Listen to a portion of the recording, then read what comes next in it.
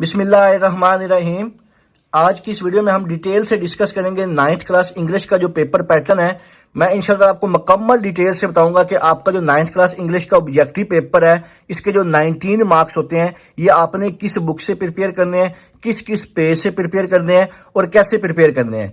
इस स्कीम के साथ साथ मैं आपके साथ पेपर पैटर्न भी शेयर करूंगा और एक सैंपल पेपर भी शेयर करूंगा, जहां से आपको 9th क्लास इंग्लिश का जो मुकम्मल पेपर है, इंशाल्लाह आपको पता चल जाएगा कि आपने कम वक्त में तैयारी करके इंग्लिश के पेपर में पूरे 75 ओवर 75 नंबर कैसे हासिल करने हैं। वीडियो शुरू करने से पहले तमाम बच्चों से एक छोटी सी रिक्वेस्ट है, एक दफा दुरूद शरीफ पढ़कर कमेंट में डन लिख दीजिएगा।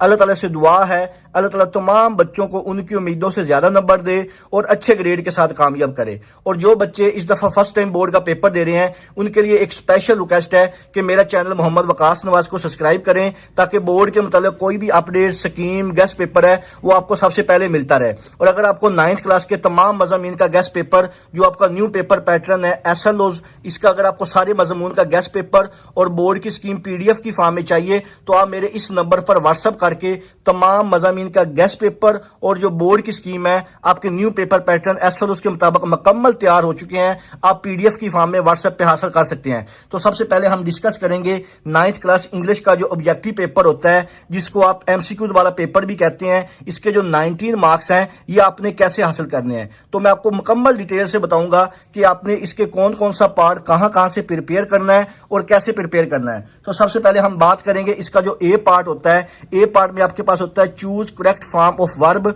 From English grammar PCTB, page number 166 से लेकर 168, और इसके जो नंबर होते हैं ये 5 होते हैं। यानी कि आपकी जो बोर्ड की ग्रामर की बुक है, यहाँ पे मैं आपको एक चीज डिटेल से बता दूं, बाद बच्चों ने लर्नर ली होती है, बाद बच्चों ने सनशाइन ली होती है, तो वो कह रहे होते हैं कि सर हमें ये वाले जो पेज नंबर आपने बताए हैं ये हमें नहीं मिल रहे। तो यहाँ पे मैं आपको एक डिटेल से मेंशन कर दूं कि आपका जो पेपर बनता है 9th क्लास इंग्लिश का, ये आपकी जो बोर्ड की ग्रामर की बुक होती है PCTB की, ये मार्केट से इजिली मिल जाती है। लर्नर और जो सनशाइन होंगे उनके ऊपर मुझे नहीं पता इसका पेजेस क्या है, क्योंकि मैं बोर्ड के मुकम्मल जो स्कीम है, पेपर पैटर्न है, आपको उसका डिटेल से डिस्कस कर रहा हूं।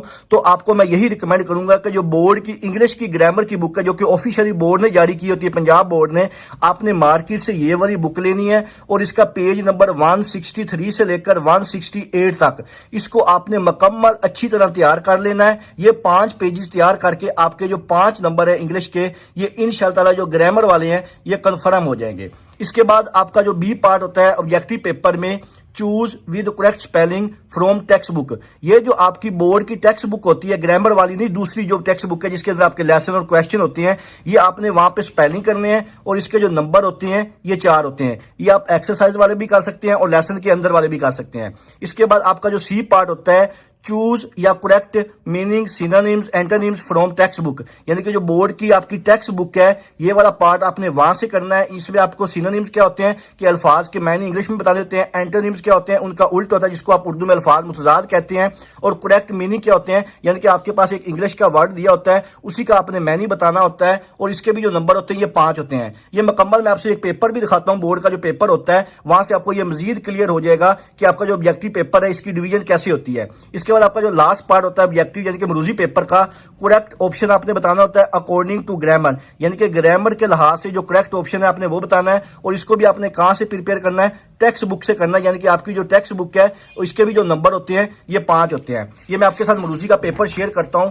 ये बिल्कुल इस तरह आपका जो 9th क्लास का मरूजी का बोर्ड का पेपर होता है। इसके लिए आपको जो टोटल वक्त दिया जाता है वो 20 मिनट का दिया जाता है, और इसके जो टोटल नंबर होते हैं वो 19 होते हैं। यानी कि 20 मिनट का वक्त है, 19 मार्क्स होते हैं। और आपके पास सबसे पहला जो क्वेश्चन होता है, जैसे अभी मैंने आपको स्कीम में भी बताया था कि सबसे पहला आपके पास जो क्वेश्चन होगा, इसमें आपसे पूछा जाएगा choose the correct form of verb from the column ABCND।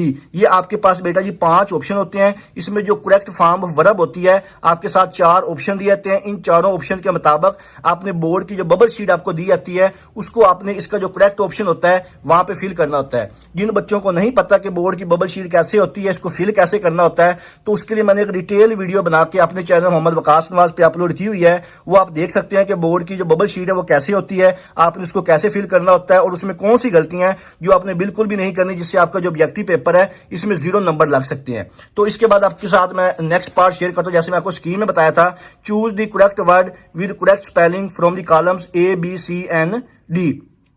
तो यहाँ पे भी आपके पास पांच ऑप्शन होते हैं। यहाँ पे 4 वर्ड्स दिए होते हैं हर के अंदर। इन चारों के अंदर जो करेक्ट स्पेलिंग होते हैं उसके मुताबिक आपने बबल शीट फिल करनी होती है। 1 2 3 4 ये दिए में आपके पास। इन चारों में जो ऑप्शन करेक्ट होगा उसको आपने करना है। और जो आपका सवाल नंबर 5 होता है इसमें आपको 5 दिए जाते हैं। इसके बाद नेक्स्ट जो होता है सीरियल नंबर, इसका जो 3 पार्ट होता है इसमें आपके पास 5 MCQs होते हैं। इसके मुताबिक आपने क्या करना होता है, इसको आपने करेक्ट मीनिंग, यानी जैसे मैं आपको स्कीम में बताया था कि आपसे सिनोनिम्स भी पूछ सकता है, एंटोनिम्स भी पूछ सकता है, या उनके जो मीनिंग है वो भी पूछ सकता है। किनके जो अंडरलाइन किए होते हैं, उसने ऊपर बताया भी हुआ है कि अंडरलाइन वर्ड्स। तो यहाँ पे आपके पास 1 2 3 4 5 ये 5 MCQs हैं। इनके मुताबिक जिस लफ्ज को उसने अंडरलाइन किया हुआ है इसका आपने करेक्ट मीनिंग, इसका सिनोनिम या एंटोनिम जो चीज उसने पूछी होगी उसके मुताबिक आपने इन चारों ऑप्शन में से इन 5 के आंसर देने होते हैं।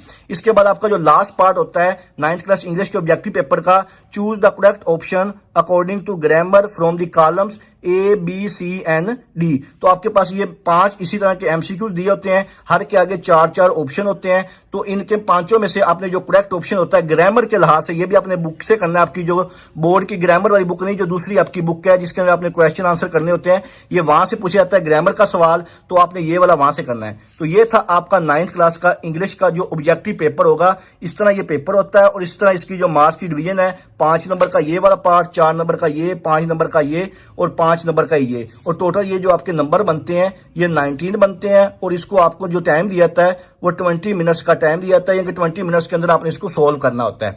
इसके बाद हम डिटेल से बात करते हैं आपका जो सब्जेक्टिव पेपर होता है कि सब्जेक्टिव पेपर में आपकी डिवीजन मार्क्स की कैसी होती है और उसको आपने कैसे कैसे करना होता है। तो सब्जेक्टिव पेपर जैसे ही आपको मिलता है, ये मैं आपको स्कीम के साथ आपको पेपर भी दिखाऊंगा, जिससे मैंने आपको ऑब्जेक्टिव पेपर दिखाया है इसी तरह बिल्कुल सब्जेक्टिव पेपर भी आपसे शेयर करूंगा। वहां से इंशाल्लाह आपको 100% जो इंग्लिश का पेपर पैटर्न है वो कंफर्म हो जाएगा कि आपको तैयारी में इतनी हेल्प मिलेगी कि आपको इतनी परेशानी नहीं होगी कि हमने तैयारी कैसे करनी है। तो सबसे पहले आपको जो सब्जेक्टिव पेपर होगा मैं शॉर्ट ट्रिक्स भी बताऊंगा कि आप सिर्फ ये वाला हिस्सा करके इंग्लिश के पेपर में जो बच्चे थोड़े से नालायक हैं यानी समझते हैं कि हमारी इतनी तैयारी नहीं है, और अक्सर बच्चों की जो सप्ली आती है वो इंग्लिश और रियाजी में ही आती है, तो इंशाअल्लाह जो ये ट्रिक्स मैं आपसे शेयर करूंगा किसी बच्चे की भी सप्ली इंग्लिश में नहीं आएगी और तमाम बच्चे इंशाअल्लाह अच्छे नंबरों से पास होंगे। और आपने कमेंट में एक दफा अमीन लाजमी लिख देना है। तो यहाँ पे सब्जेक्टिव पार्ट की अगर मैं बात करूं तो आपका जो क्वेश्चन नंबर 2 होता है, यानी कि सबसे पहला जो आपका क्वेश्चन होता है इसमें आपके पास शॉर्ट क्वेश्चन आंसर होते हैं, यानी कि टोटल आपको 8 शॉर्ट क्वेश्चन दिए जाते हैं। 8 में से आपने कोई से अपनी मर्जी से 5 सवालों के जवाब देने होते हैं। और ये वाले जो 8 शॉर्ट क्वेश्चन होते हैं ये कैसे होते हैं, 5 आपकी जो एक्सरसाइज है वहां से आते हैं और 3 आपके जो लेसन है वहां से आते हैं। अब एक्सरसाइज वाले कौन से होते हैं और लेसन वाले कौन से होते हैं, तो जो आपका सबक होता है इंग्लिश का उसके हर चैप्टर के एंड पे जो सवाल होते हैं वो आपके एक्सरसाइज वाले होते हैं, और जो चैप्टर के अंदर क्वेश्चन दिए होते हैं वो आपके लेसन वाले होते हैं। तो आपने 8 में से 5 करने होते हैं। अगर आप सिर्फ और सिर्फ जो एक्सरसाइज वाले शॉर्ट क्वेश्चन वही अच्छी तरह करके चले जाएं तो आपका जो क्वेश्चन नंबर 2 होता है 10 नंबर का, ये आपका इंशाअल्लाह 100% जो अटेम्प्ट हो जाएगा। इसके बाद नेक्स्ट आपका जो क्वेश्चन होता है क्वेश्चन नंबर 3 जो होता है, ये मैं आपको पेपर में पहले दिखा देता हूं कि ये किस तरह का सवाल होता है। ये देखिएगा कि ये आपका सब्जेक्टिव पेपर है 9th क्लास इंग्लिश का। इसके लिए आपको जो टोटल वक्त दिया था वो 2 घंटे और 10 मिनट का टाइम होता है, यानी कि इस टाइम के अंदर आपने ये सारा पेपर हल करना होता है। और इसके जो टोटल नंबर होते हैं वो 56 होते हैं। ऑब्जेक्टिव के 19 मिला के आपका इंग्लिश का जो टोटल पेपर है ये 75 मार्क्स का होता है। तो जैसे मैंने भी आपको बताया है कि आपका जो सवाल नंबर 2 होता है शॉर्ट क्वेश्चन वाला, right short answer of the any 5 of the following, यानी कि टोटल ये आपके पास 8 दिए हुए हैं।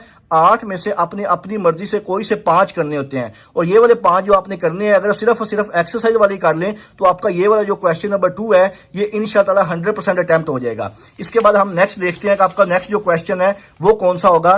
क्वेश्चन नंबर 3 जो है, translate of paragraph into Urdu, attempt 2 paragraph out of 3, यानी कि आपके पास टोटल 3 पैराग्राफ दिए जाते हैं।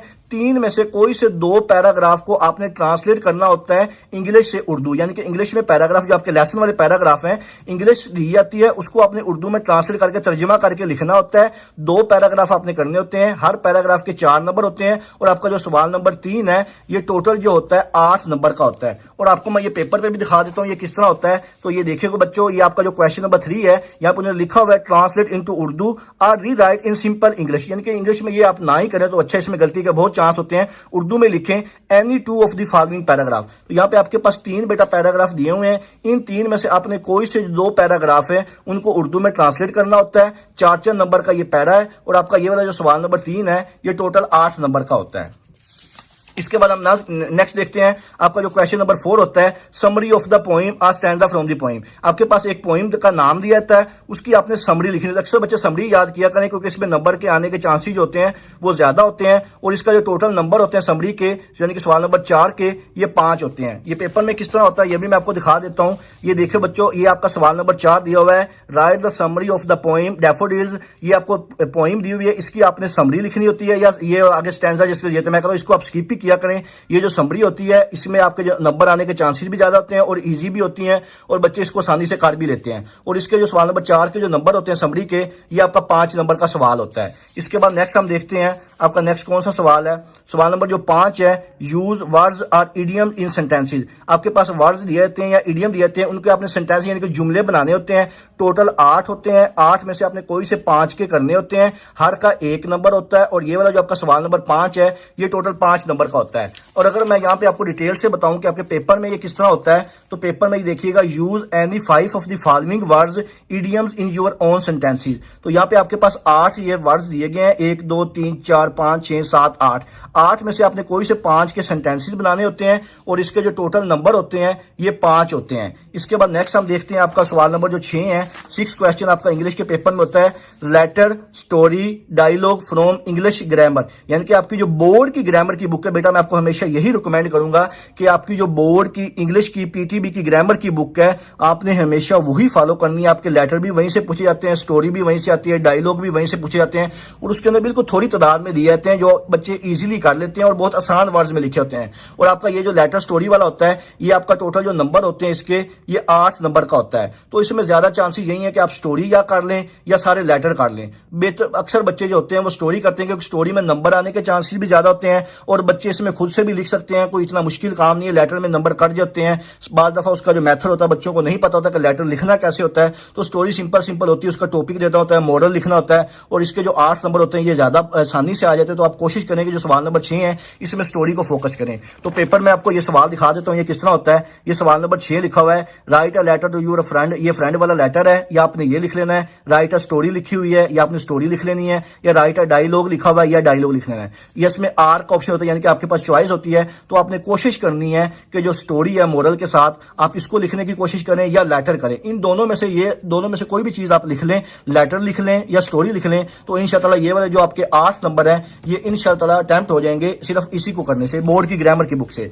इसके बाद नेक्स्ट आपका जो क्वेश्चन होता है, क्वेश्चन नंबर 7 होता है। इसमें कंप्रीहेंशन होती है। कंप्रीहेंशन में क्या होता है कि एक पैराग्राफ दिया जाता है, उस पैराग्राफ को पढ़ के जो नीचे क्वेश्चन दिए जाते हैं उसके आपने आंसर दिए जाते हैं, और इसके जो टोटल नंबर होते हैं ये 10 होते हैं। यानी कि 5 सवाल होते हैं, हर सवाल के 2 नंबर होते हैं, और आपका ये वाला जो क्वेश्चन नंबर 7 ये टोटल 10 नंबर का होता है। पेपर में किस तरह दिया होता है ये बच्चों देखिएगा। ये सवाल नंबर 7 है, ये आपके पास एक पैराग्राफ दिया हुआ है, पैराग्राफ के बाद ये नीचे 5 सवाल दिए हुए हैं। इसमें कोई भी चॉइस नहीं, आपने पांचों के पांचों सारे सवाल करने होते हैं। ये जो हर सवाल के 2 नंबर होते हैं, और आपका जो क्वेश्चन नंबर ये जो 7 है ये टोटल 10 नंबर का होता है। इसके बाद नेक्स्ट हम देखते हैं आपके पेपर का जो आखिरी सवाल होता है, सवाल नंबर 8 के नाम से, सवाल नंबर 8 सेकंड लास्ट है।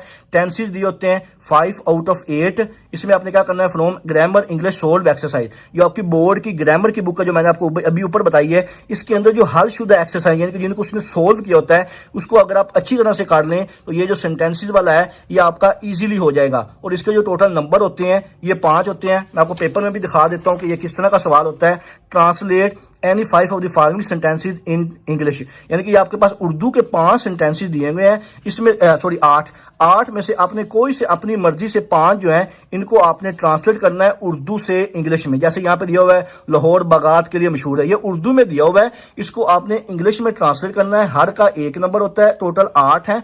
8 में से आपने कोई से 5 करने होते हैं, और इसके जो नंबर है वो भी 5 ही हैं। इसके बाद आपका जो पार्ट होता है, लास्ट पार्ट जिससे होता है क्वेश्चन नंबर 9 का, चेंज ऑफ वाइज। यानी कि आपने चेंज करना होता है इंग्लिश ग्रामर की। ये भी आपकी जो बोर्ड की ग्रामर की बुक है वहां से पूछा जाता है, और इसके जो टोटल नंबर होते हैं ये 5 होते हैं। यानी कि जिसको आप एक्टिव पैसिव वाइज कहते हैं ना, इसमें जो एक्टिव वाइज होंगे उसको आपने पैसिव वाइज बनाना है, और जो पैसिव वाइज होंगे उसको आपने एक्टिव वाइज बनाना है। तो ये मैं आपके साथ शेयर कर देता हूं। ये आपका जो लास्ट पार्ट है question number 9, change the wise of the following. ये आपके पास 5 दिए हुए हैं, इसको पांचों को आपने करना होता है। हर का 1 नंबर होता है, और ये वाला टोटल जो आपका लास्ट सवाल है ये टोटल 5 नंबर का होता है। तो ये था बच्चों आपका इंग्लिश का 9th क्लास का मुकम्मल जो पेपर पैटर्न है। अगर आपके ज़हन में किसी किस्म का कोई भी सवाल हो आप मुझसे कमेंट सेक्शन में पूछ सकते हैं। अगर आप बाकी मज़ामीन का गेस्ट पेपर और बोर्ड की स्कीम अगर आपको चाहिए तो मेरा जो चैनल मोहम्मद वकास नवाज है आप इसको सब्सक्राइब कीजिएगा। इंशाल्लाह बोर्ड के मुताबिक जो भी अपडेट स्कीम गेस्ट पेपर है वो आपको यहाँ पे मिलता रहेगा। और अगर आपको PDF की फॉर्म में सारे गेस्ट पेपर चाहिए तो आप मेरे इस नंबर पर व्हाट्सअप करके तमाम मज़ामीन का गेस्ट पेपर जो स्कीम है न्यू पेपर पैटर्न एसरोज के मुताबिक आप मुझसे ले सकते हैं। दुआओं में याद रखिएगा। जज़ाकल्लाह। अल्लाह हाफिज़।